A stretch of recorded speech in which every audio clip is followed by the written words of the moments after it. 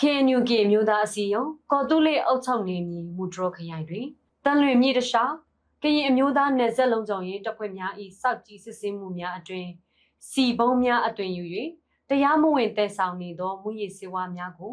2025ခုနှစ်ဒီဇင်ဘာလ18ရက်နေ့ညနေ4နာရီအချိန်တွင်ဖမ်းဆီးရမိခဲ့ပြီးနောက်ရင်းပစ္စည်းများကိုယနေ့တွင်စနစ်တကျမိရှို့ဖျက်ဆီးခဲ့ပါသည်။ကရင်အမျိုးသားနယ်စပ်လုံးဆောင်ရေးတပ်ဖွဲ့များကတန်လွင်မြစ်ပေါ်တွင်တွာလာနေသည့်လေတစည်းကိုတန်တရားရှိသဖြင့်စစ်ဆေးခဲ့ရမှစိတ်ကြွဆေးပြားများကို73စီဘုံများအတွင်ဖြင့်တည်ဆောင်နေသောမူရည်စေဝါများကိုဖမ်းဆီးရမိခဲ့ခြင်းဖြစ်ပါတယ်။အဆိုပါမူရည်စေဝါများကိုပို့ဆောင်သူ2ဦးအားစစ်ဆေးမေးမြန်းခဲ့ရာဦးမိထာမှဟိုနီထာတို့ပို့ဆောင်သွားမည်ဟုသိရပြီးကရင်အမျိုးသားရဲတပ်ဖွဲ့မှအဆိုပါမူရည်စေဝါတရားမဝင်ရောက်ချသူများကိုဆက်လက်အရေးယူကိုင်တွယ်သွားမည်ဖြစ်သည်။ဖမ်းဆီးရမိသောမူရည်စေဝါများမှာအတောင်ကြီး993တောင်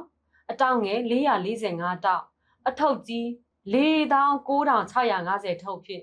စုစုပေါင်းအလုံးရေ69သိန်း3တောင်ကာလတန်ကြီးစုစုပေါင်းတန်ဖိုးမှာ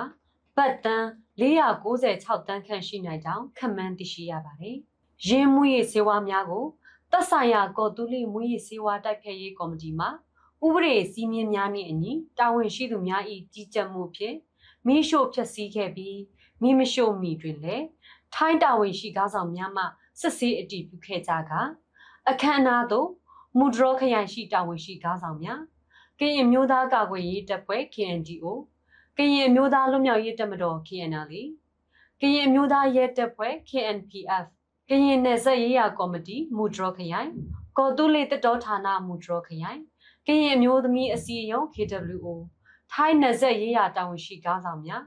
ထိုင်းသတင်းမီဒီယာများနှင့်မူရည်စေဝါတိုက်ဖျက်ရေးအဖွဲ့ဝင်များတက်ရောက်ခဲ့ကြပါတယ်။မူဒရောခရိုင်တာဝန်ရှိကားဆောင်တို့က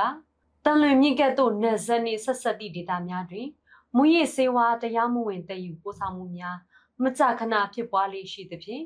စောက်ကြည့်စစ်ဆေးမှုများကိုတိုးမြင့်ဆောင်ရွက်လျက်ရှိသည်ဟုပြောခဲ့ပါတယ်။ကော်တူးလီဒေသအတွင်းမူရည်စေဝါတိုက်ဖျက်ရေးလုပ်ငန်းများကိုဆက်လက်တိုးမြင့်ဆောင်ရွက်သွားမည်ဖြစ်ပြီးပြည်သူများမှလည်းတန်တရားဖြစ်ဖွယ်လှုပ်ရှားမှုများကိုသက်ဆိုင်ရာအဖွဲ့အစည်းများသို့အကြောင်းကြားပေးရန်တိုက်တွန်းအပ်ပါတယ်။